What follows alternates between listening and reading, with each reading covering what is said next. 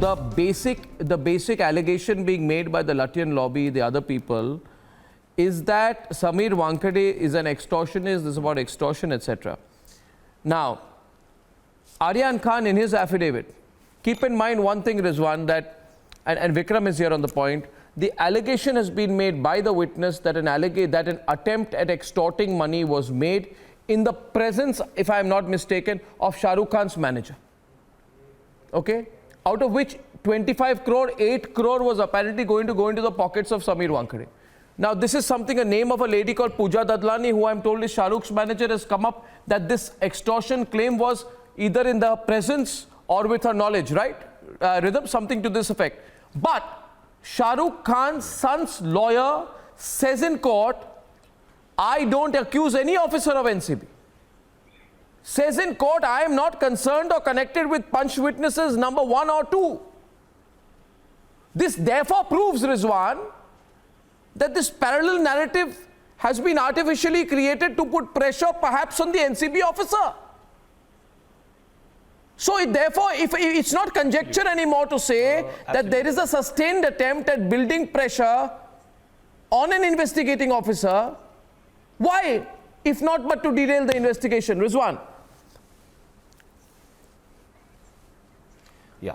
See, let me decode this entire thing under the provisions of law. First and foremost, if there was any witness who was forced to become a witness, or if there was any witness who did not qualify to be a witness, there is a provision of Criminal Procedure Code, that is section 100, subsection 4, which clearly gives out who can be a witness and how a witness needs to be introduced into this particular investigation and what is his role.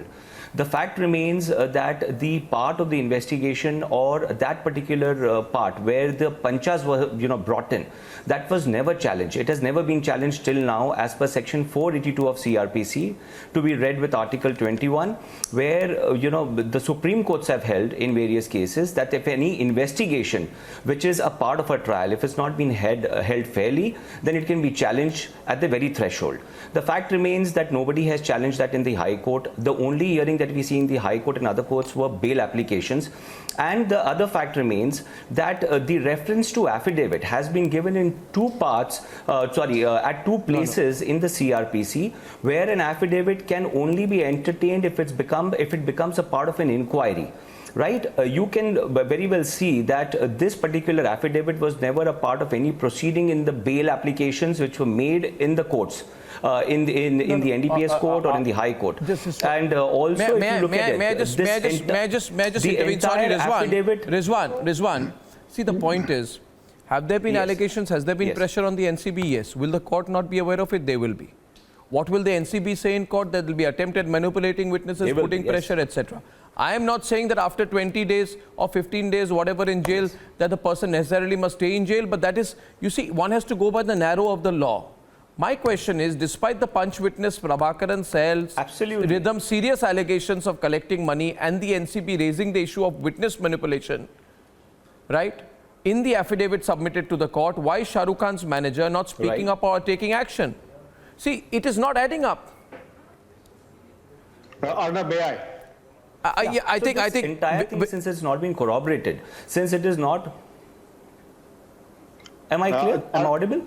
You are, but Vikram also wanted to come in, Rizwan. Just 1 minute. Yeah, Vikram. Mr. Rizwan, the legal jargon apart, I'll go into the practical aspects of this. Such high-profile cases have a tendency of getting unsavory and attacks hitting below the belt and backstabbings. And this is no exception, and I'm not surprised at all. But I would certainly say that, yes, it is a matter of satisfaction that Aryan Khan's advocates have distanced themselves from the loose cannons that have leveled baseless allegations. Such things are absolutely common, and to the contrary, they add to the integrity of the investigation. You must understand, we all understand, that there is a system of internal vigilance mechanism within the organization, and nobody can go and indulge in kite flying in such cases. Rest assured, every move of Wankhede would be supervised multiple levels, and there would be 2 or 3 people watching every move.